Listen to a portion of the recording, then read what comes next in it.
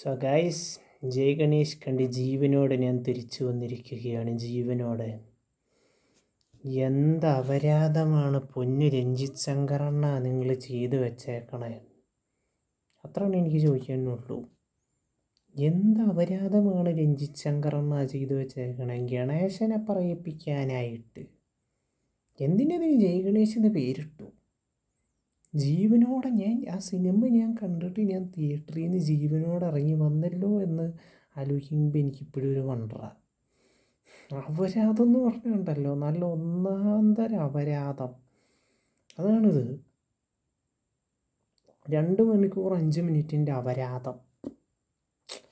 സാധാരണ രഞ്ജിത്ത് ശങ്കർ സിനിമകൾ എന്ന് പറയുമ്പം പറയാനുള്ള കാര്യം സിമ്പിളായി, അത്യാവശ്യം നമ്മളെ ബോറടിപ്പിക്കാണ്ട് വെറുപ്പിക്കാണ്ട് പറയാനുള്ള കാര്യം പറയും എന്നുള്ള അങ്ങനെ ഒരു ഫീലാണ് രഞ്ജിത്ത് ശങ്കർ സിനിമകൾ.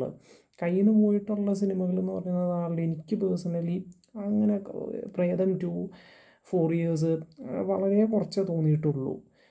ബാക്കിയൊക്കെ ഈ പറഞ്ഞ ആളുടെ മെജോറിറ്റി സിനിമകളും പറയാനുള്ള കാര്യം വലിയ ബോറടിപ്പിക്കാണ്ട് മടുപ്പിക്കാണ്ട് പറയാമെന്നുള്ളതാണ്. പക്ഷേ ഇത് വെറുപ്പിച്ച് കയ്യിൽ തന്നു.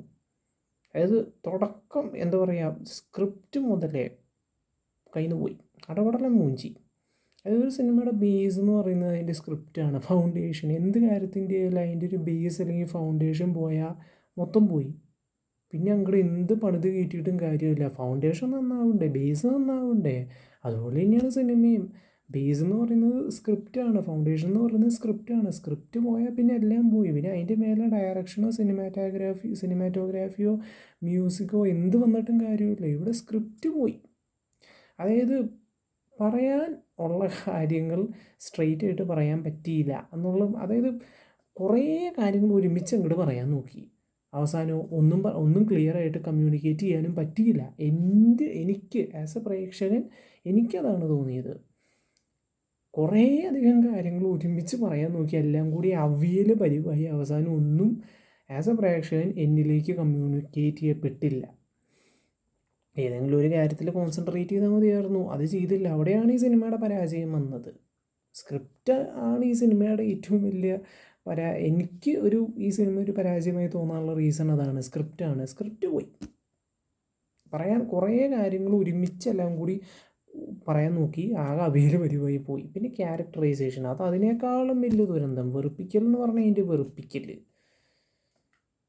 ആകെ വെറുപ്പിക്കാണ്ട് പോയ ക്യാരക്ടേഴ്സ് എന്ന് പറയുന്നത് മഹിമ നമ്പ്യാരിൻ്റെ, പിന്നെ അധികം റോളില്ല, അങ്ങനെ ഒരു റൊമാൻസ് കാണിക്കാനുള്ള ഇതൊന്നുമില്ല.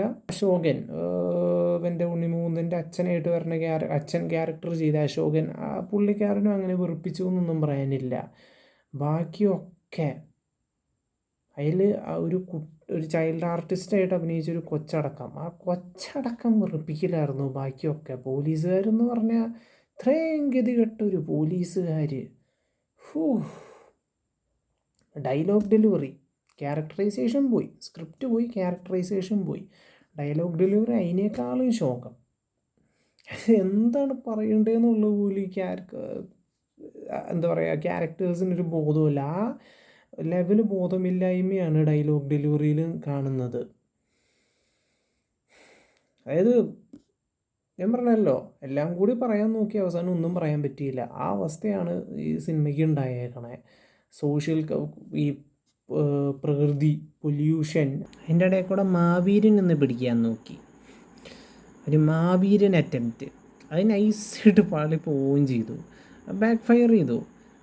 നന്നായി വന്നില്ല എന്ന് മാത്രമല്ല, ആ മാവീരൻ അത് അറിഞ്ഞുകൊണ്ടാണോ അറിയാണ്ടാവാൻ സാധ്യതയില്ല. മൂവി കണ്ടെടുത്തോളം അത് അറിഞ്ഞുകൊണ്ട് തന്നെ ചെയ്തൊരു അറ്റംപ്റ്റ് ആയിട്ടാണ് തോന്നിയത്. ഒരു മാവീരൻ സ്റ്റൈല് ഒരു നറേഷൻ, ആ ഒരു കാർട്ടൂൺ സംഭവം ഇതിനകത്തുള്ള കാണുമ്പോൾ മനസ്സിലാവും.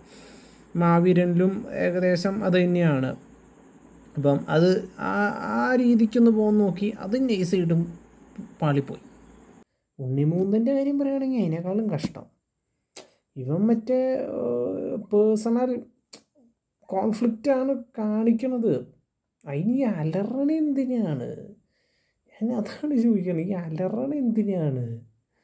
പിന്നെ ഉണ്ണിമൂന്തൻ ഈ സിനിമയിൽ 24 മണിക്കൂർ അലറലേ പണിയുള്ളൂ. കാണാൻ എല്ലാവരോടും കയറി അലറുക. എന്തെങ്കിലും എനിക്കൊന്ന് കമ്മ്യൂണിക്കേറ്റ് ആയോ എന്ന് ചോദിച്ചാൽ ആസ് എ പ്രേക്ഷകൻ അവൻ്റെ ഉണ്ണിമൂന്തൻ്റെ ഒരു പേഴ്സണൽ കോൺഫ്ലിക്റ്റ് കമ്മ്യൂണിക്കേറ്റ് ആയി ഇൻ ദ സെൻസ് മറ്റുള്ളവരുടെ, അതായത് ഒരു ഡിസബിലിറ്റി, ഒരു വാക്കിംഗ് ഡിസബിലിറ്റി, ഒരു ആക്സിഡൻറ്റ് പറ്റി അരയ്ക്ക് കീഴ്പോട്ട് തളർന്നൊരു ക്യാരക്ടറാണ് ഉണ്ണിമൂന്തൻ ഇതിനകത്ത്. അപ്പം ആ ഒരു ട്രോമ ആൾ അനുഭവിക്കുന്നുണ്ട്, ആ ഒരു ഡിസബിലിറ്റിയുടെ, മറ്റുള്ളവരുടെ നടക്കാനുള്ളൊക്കെ ആ ഒരു ഇത് കാണുമ്പം. അപ്പം ആ ഒരു സീനുകൾ എനിക്ക് കണക്റ്റായി. പക്ഷേ അതൊഴികെ സിനിമ എനിക്ക് ബാക്കിയൊക്കെ ദുരന്തമായിരുന്നു. ത്രില്ലർ ജോൺറയിലൊക്കെയാണ് വരുന്നത്, പക്ഷേ ഇതൊരുമാതിരി പരിപ്പോടെ ത്രില്ലറായിപ്പോയി. എന്തായാലും 2 മണിക്കൂർ 5 മിനിറ്റിൻ്റെ നല്ല ഒന്നാന്തര അപരാധം. നമ്മൾ പിന്നെ ഈ സിനിമാ പ്രാന്തായതുകൊണ്ട് തന്നെ ഒരു സിനിമ എത്ര ദുരന്തമാണെങ്കിലും അത് കംപ്ലീറ്റ് കണ്ടിട്ടേ തിയേറ്ററിൽ നിന്ന് ഇറങ്ങുകയുള്ളൂ. കാരണം കംപ്ലീറ്റ് കണ്ടാലാണ് നമുക്ക് അഭിപ്രായം എന്ന് പറയുന്നത് പറയാൻ പറ്റുള്ളൂ. അതുകൊണ്ട് മാത്രം 2 മണിക്കൂർ 5 മിനിറ്റിന് തിയേറ്ററിൽ സഹിച്ചിരുന്നു.